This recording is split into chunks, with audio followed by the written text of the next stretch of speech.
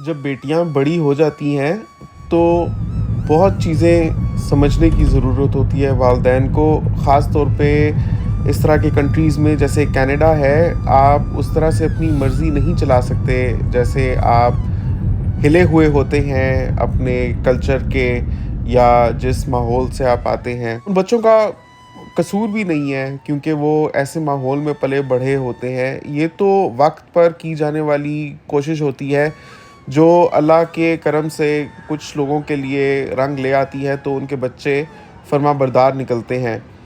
वरना अगर देखा जाए जो आम तौर पर अस्सलाम वालेकुम नाज़रीन, मैं हूँ बिलाल ज़फ़र, आप देख रहे हैं हमारा कनाडा। मैं आपसे मुख़ातिब हूँ ओंटारियो कनाडा से। अल्लाह का शुक्र है बख़ैर व आफ़ियत हूँ और उम्मीद करता हूँ आप सब भी बिल्कुल ठीक-ठाक होंगे। तो मुझे एक भाई का फ़ोन आया, उनका नाम है नजम और उनकी एज है तकरीबन 65 इयर्स। तो नजम साहब कनाडा आए थे 35 साल पहले, यानी समझ लें कि 30 साल के थे जब कनाडा वो आए थे। तो 1990 में वो कनाडा आए थे और यहाँ आकर फिर उनकी 1 साल बाद एक बच्ची पैदा हुई और तकरीबन 5 साल बाद दूसरी बच्ची पैदा हुई और अब 25 साल की है और एक 29 इयर्स की है। मैंने नाम चेंज कर दिए हैं तीनों के, ताकि असली लोग पहचाने ना जा सकें, क्योंकि मकसद ये वीडियो बनाने का सिर्फ़ एक मैसेज पहुंचाना है और आपको बावर कराना है कि ओवरसीज़ पाकिस्तानियों की किस तरह की मुश्किलात होती हैं। तो नजम साहब कहते हैं कि मैं जब कनाडा आया था तो ज़ाहिर है कि एक बहुत बड़ा शिफ्ट था मेरे लिए, मेरी ज़िंदगी का। यहाँ पर आकर मुझे शुरू से मेहनत करना पड़ी। पाकिस्तान में मैं बैंकिंग करता था, लेकिन यहाँ आकर मैंने फ़ार्मिंग में दिलचस्पी ली और अपना एक मैंने डेयरी फ़ार्म बनाया। तो कैलगरी में वो इस्टेब्लिश्ड है और पाकिस्तान से ही वो शादी भी करके आए थे, तो उनकी बेगम टीचिंग करती रहीं। बेगम ने यहाँ आकर सर्टिफ़िकेट हासिल किया, उन्होंने टीचिंग स्टार्ट कर दी। तो दोनों मियाँ-बीवी पूरा दिन मेहनत करते थे और जॉब्स करते थे। हालाँकि उस वक़्त कनाडा आज की निस्बत काफ़ी सस्ता हुआ करता था, लेकिन हर दौर में लोगों को मुश्किलात ही रही हैं। अगर आप पाकिस्तान की भी बात देखें तो कहते हैं कि आज सोना इतना महंगा हो गया है कि आम बंदे की दस्तरस से बाहर है।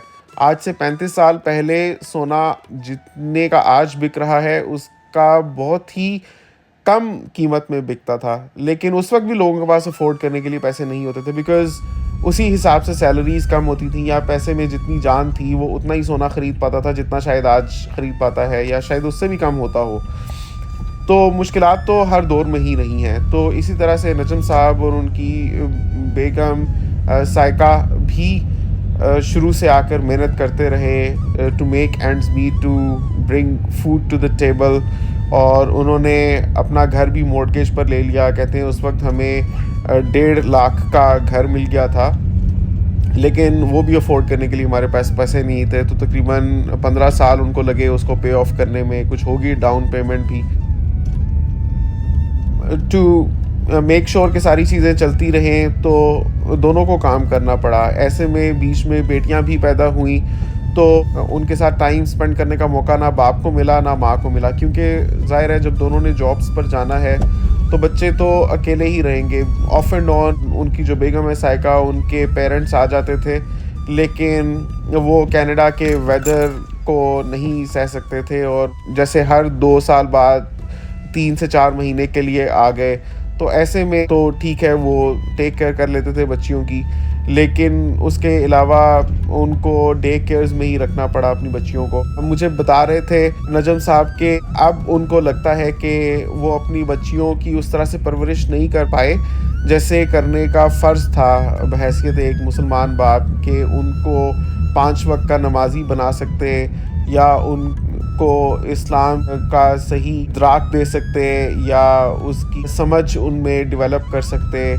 बचपन में ही उन्होंने ज़्यादा उनको कभी नमाज़ पढ़ने के लिए नहीं कहा, लेकिन अब अचानक से जब उन्होंने हज स्पेशली किया है 2 साल पहले, तो तब से ان میں ایک ایسا چینج آیا ہے اور وہ سوچتے ہیں کہ یہ جو اولاد اللہ نے ان کو اس دنیا میں عطا فرمائی تھی، ان کی ذمہ داری تھی کہ وہ ان میں اسلامی اقدار اور سمجھ بوجھ بحال کرتے، کیونکہ یہ ایک ورثہ ہے جو ہمیں ہمارے ماں باپ نے دیا، ان کو ان کے ماں باپ نے دیا، اور یہ چلتا آ رہا ہے جب سے ہمارے نبی محمد صلی اللہ علیہ وسلم دنیا میں تشریف لائے تھے۔ اور جو اسلام کا پورا ایک کانسٹیٹیوشن ہے اور کوڈ آف کنڈکٹ ہے اور جو مورل ویلیوز ہیں، وہ ساری چیزیں وہ نسل در نسل چلتی آ رہی ہیں صدیوں سے اور ہم تک پہنچی ہیں، تو آگے پہنچانا ہمارا فرض تھا۔ لیکن آج کے اس بزی دور میں اتنا مشکل ہو گیا ہے لوگوں کے لیے اپنی زندگی کا اصل مقصد پہچاننا، اور خاص طور پہ اولاد کے ساتھ وقت بتانا۔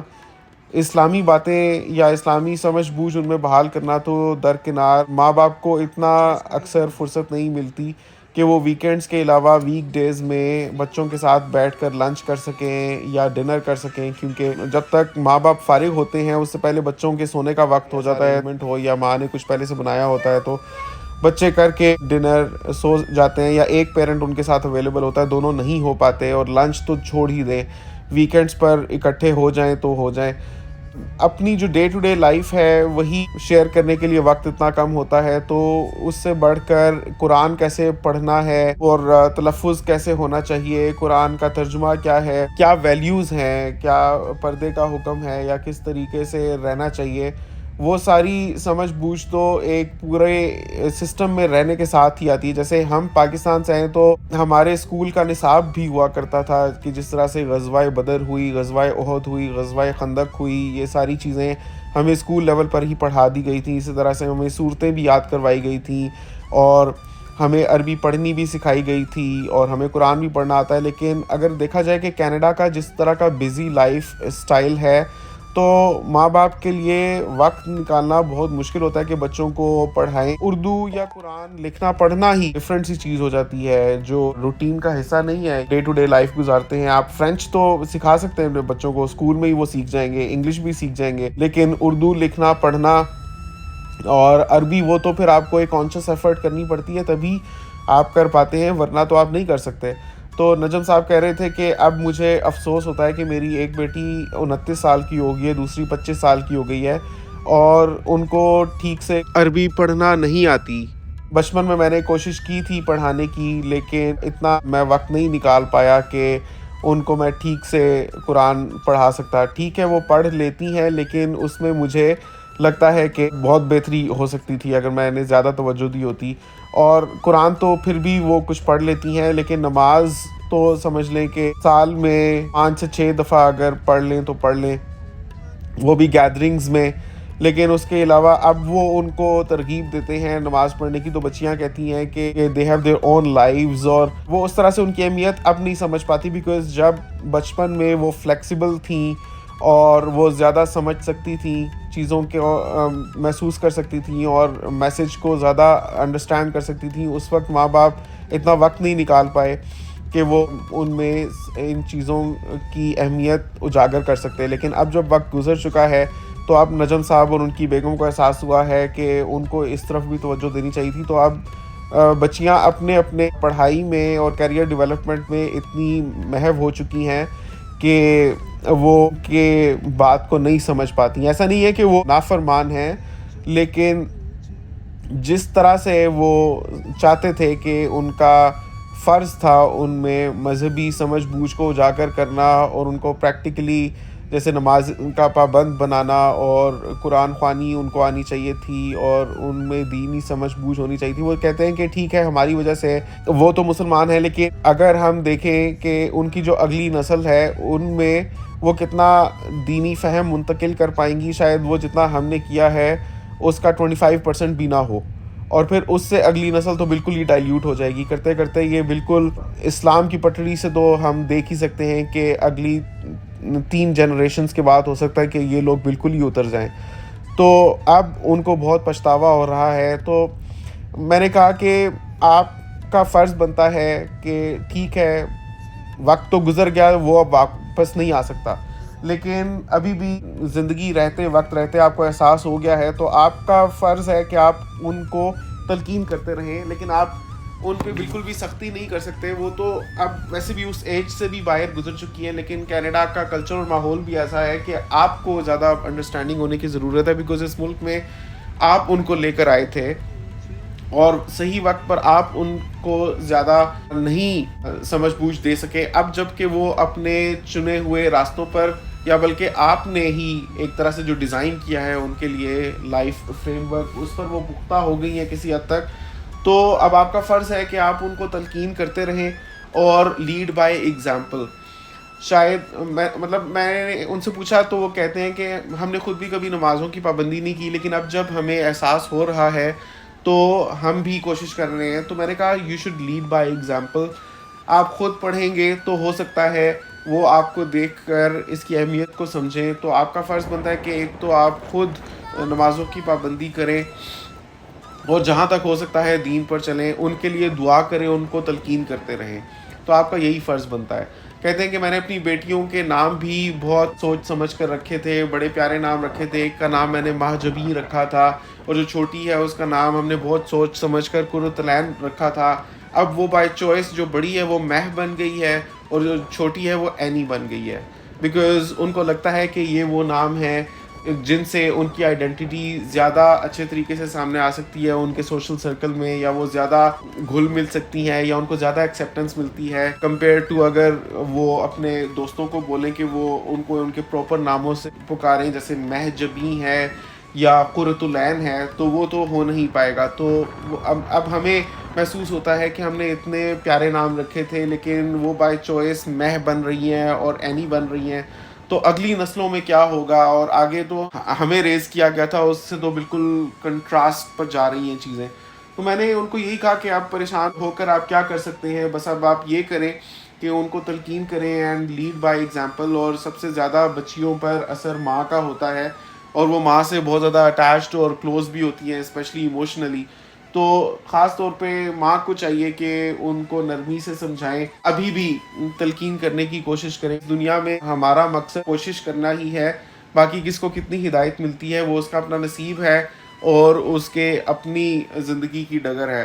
تو it's only that far that you can go, you should try to lead by example اور ان کو تلقین کریں. نمازوں کی پابندی, پردہ اور قرآن پڑھنا اور سمجھنا, تو خیر پاکستان میں بھی جو ینگ جنریشن ہے اتنے وہ پابند نہیں ہیں. لوگوں کے تو اس سے بھی بہت مسائل ہیں, خاص طور پہ اوورسیز لوگوں کے پیار ہو جاتا ہے. کسی کا بیٹا ہے, اس کو اپنے کالج میٹ سے پیار ہو گیا ہے, اور فرض کریں وہ کسی اور نہ صرف نیشنلٹی کی ہے بلکہ وہ کسی اور مذہب کی ہے یا کسی اور دین کی ہے, تو کراس کلچرل ہی نہیں, کراس فیتھ میرجز بھی ہوتی ہیں. لوگوں کے تو ایسے بھی ریالٹیز ہیں ان کی لائف کی. تو میں نے نجم صاحب سے کہا کہ آپ دیکھیں کہ ہر انسان کے کوئی نہ کوئی مسائل ہیں, اور آنیسٹلی ہمیں اگر لوگوں کے مسائل پتہ چلے تو ہمیں احساس ہوگا کہ اللہ نے ہم پر کتنی مہربانی کی ہوئی ہے اور بہت سو سے بہتر ہیں.